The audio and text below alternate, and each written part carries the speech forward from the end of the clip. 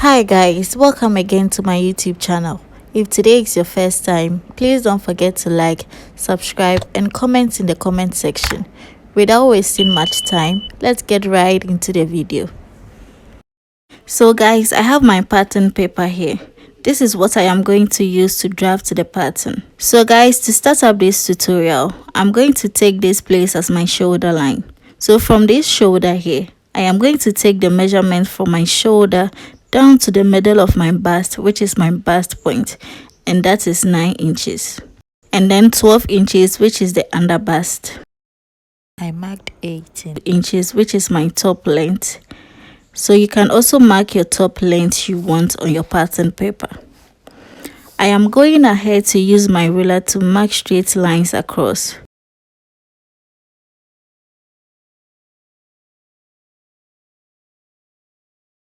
So guys, the next thing I am going to do is to come to the shoulder area here. I am going to divide my shoulder measurement into 2, and that gave me 7 inches. And then come down by 1 inch like you see me doing. And then you are going to make a slant into the neck area. And from that point, I will come down by 7 inches, which is the armhole depth. On that point, I'm going to draw a line across. And that is going to be our chest line. So on the chest line, I'm going to mark 7 inches. And I am just going to make a straight line to meet that point. On that line, divide it into 2 and come in by ½ inch.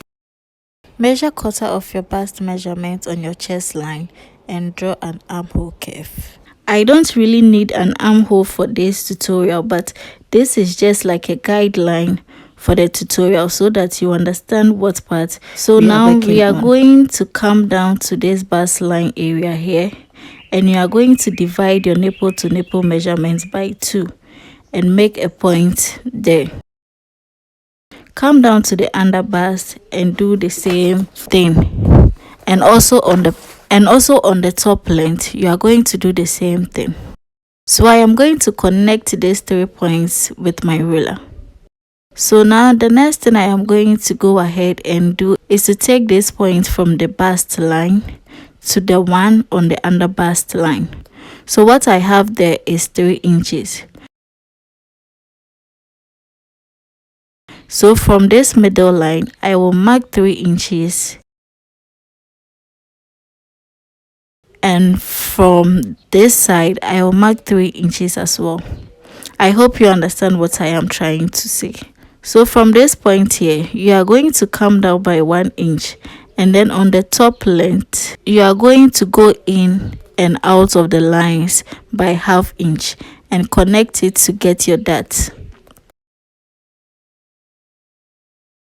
So now what we are going to do now is from this point here, we are going to make a curve to meet this point here.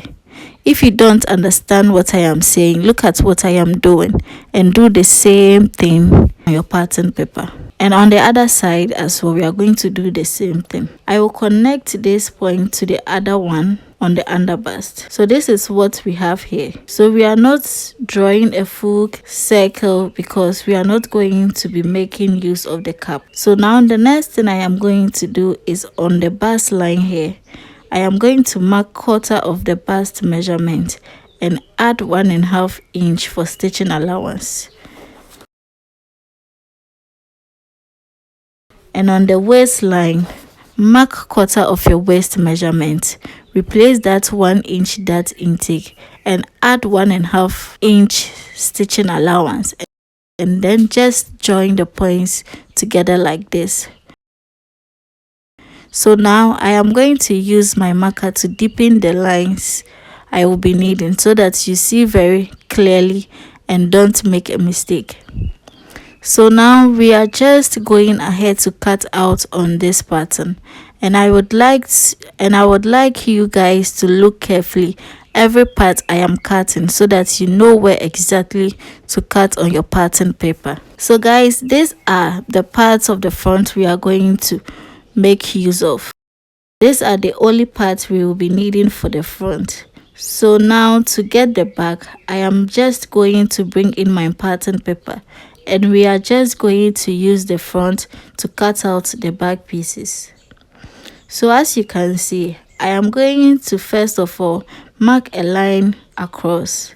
I won't make use of the zipper allowance though, but I am drafting it this way so that if you want to use zipper allowance, you know exactly how to do it. So the center front of your pattern paper, you are going to put it on that straight line you have from the zipper allowance, and you are going to secure it and pin it down. And before you place the other side of it, you are going to take that 1 inch dart intake we took, just separate them by 1 inch and just go ahead and pin it down, just like you see me doing like this.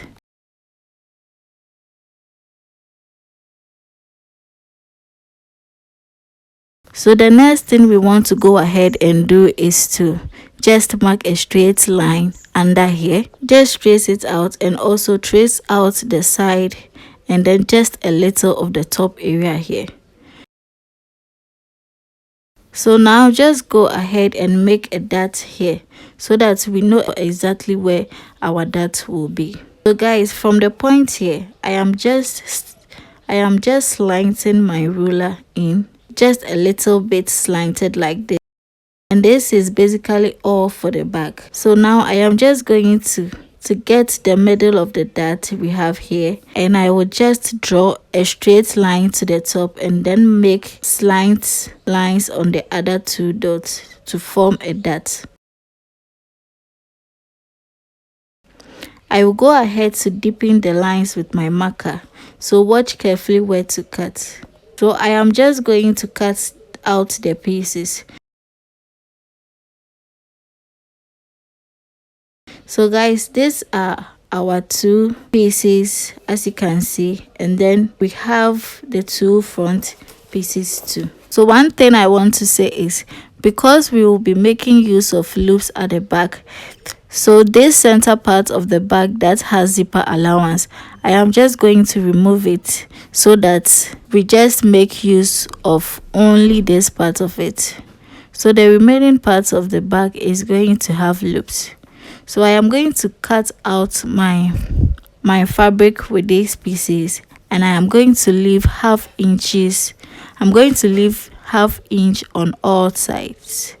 The only place I didn't add stitching allowance to was the top area. So these are all the patterns we need. So guys, this is what we have. You remember that the center front was cut on fold. These are the 3 pieces for the front, and I have also gone ahead to iron my stiff to all the pieces, both on the actual fabric and the lining pieces as well. I use the same cloth as my lining.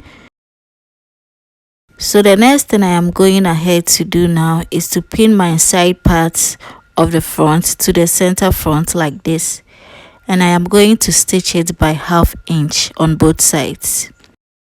Now join the 2 back pieces to this.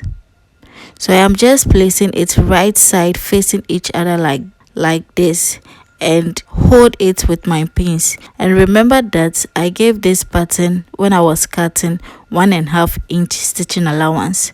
So I am going to go ahead and stitch on all parts. I went ahead to do the same thing for the lining pieces as well.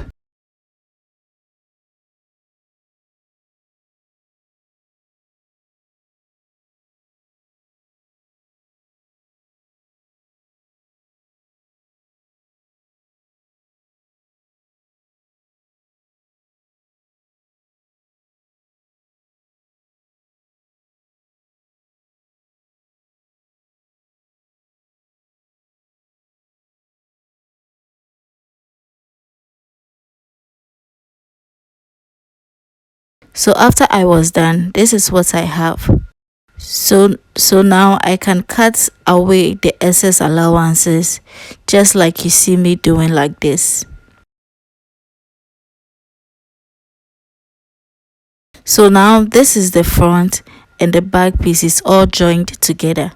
I went ahead to press everything open. Now the next thing I want to do is to get my boning casing. So guys, when you are making corset or anything related to corset, you are going to need your boning. This particular one you cannot do without boning. Make sure that you have your boning. So the next thing I am going ahead to do now is this center front. I am going ahead to mark the middle of this point here, and I'll just mark straight line down with my ruler like this. So when you are through with that, I'm going to place a bias here for my boning to pass through. So I am just going ahead to pin it down now, and then the next place I'm going to put my boning on this point where I join the sides together. So I will place a boning here, and on this side joining I am also going to place a boning and just pin it down as well.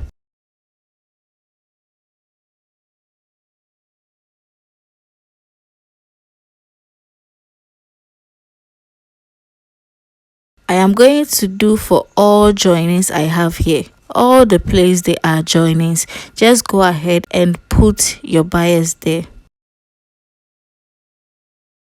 So now we are going to create another channel for the back. So from the end of the back, we are going to come in by 2 inches here, and I am just going to connect a straight line.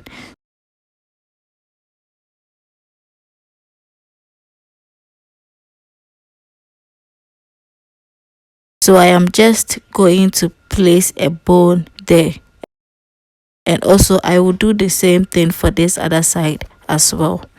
So I will just go ahead and place my bias on these lines. So guys, if you don't want your bias to show in front of the fabric like this, you can go ahead and place it at the back, but make sure you are putting it on all the same points I did in front. So now the next thing I am going to go ahead and do is to stitch this down. This is what we have after we are done stitching on the bias. So we are going to fix in our bonings, and the one I have here is a stitch on bone, but I am just going to place it in just like that without stitching on it. So I am just going to place in my bone, shorten it by 1 inch. You are going to have like half an inch for the top and half an inch for the end. So go ahead and put in your bone.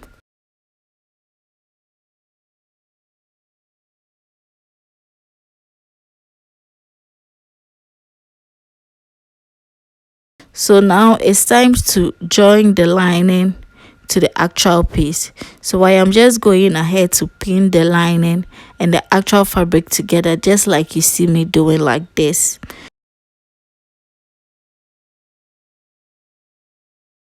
So when you are through, you are just going to go ahead and stitch it all around by half of an inch. This is why I told you your boning should not be the same, or else it's going to break your needle. This is after we finished sewing, and I am going to make notches around so that it's going to be easy to turn it to the right side. And we are going to trim away all the excess we have here.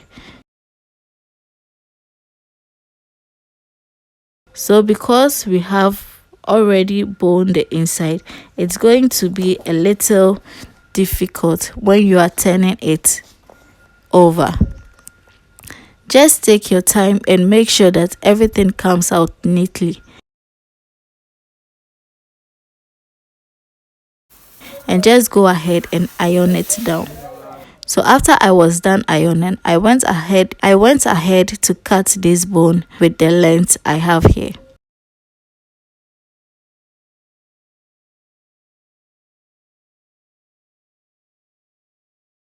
So you can see I am going to place it in.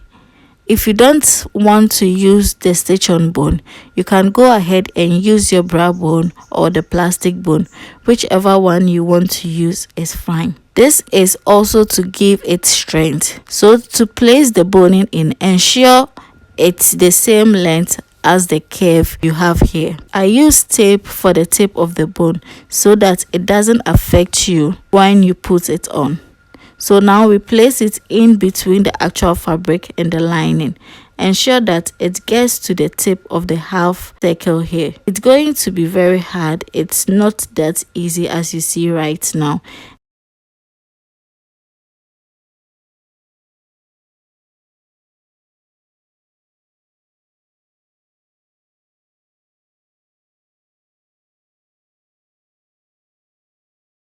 And when you are through, you stitch very close to it so it's sealed and secured there. So I will go ahead and sew it. So guys, this is how it looks after I was done, and it's looking very nice. So the next thing I want to go ahead and do is to sew up the end, and this is another very part you have to squeeze your face and do because of the boning we already placed.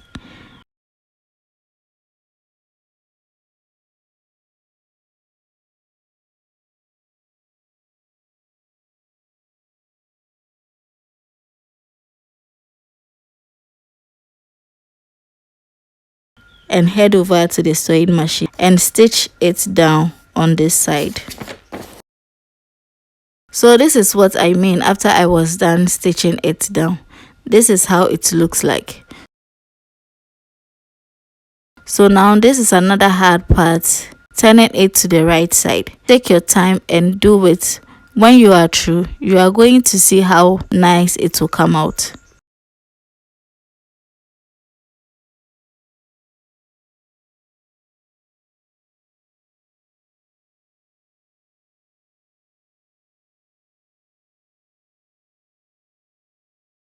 So guys, can you see how it's looking after I was done turning it to the right side? And we are going to press it down very gently with the iron.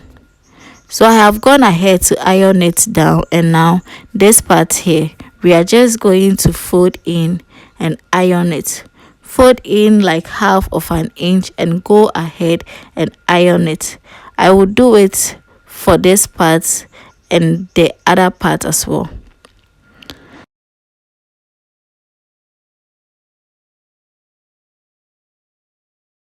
So after I was done ironing, this is how it looks like. It's looking nice on that part. So now we are going to place in our loops. So I am just going to fold and place in like this at the top, and I'm going to pin it in place here.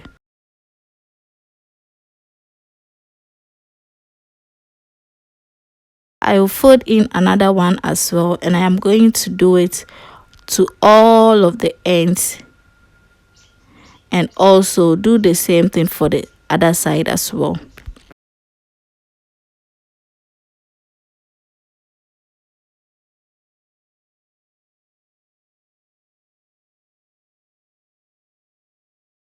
So I am going guys, after I was done sewing down with my sewing machine. So guys, after I was done stitching it down, this is what it looks like. I stitched one closer to the loops, and I also stitched like 1/4 of an inch on the side just to hold it firm. And this is basically all for the sewing of the top. Let me know in the comment section if you liked this video. Comment and share, and please don't forget to subscribe. I will see you in my next video guys. Bye.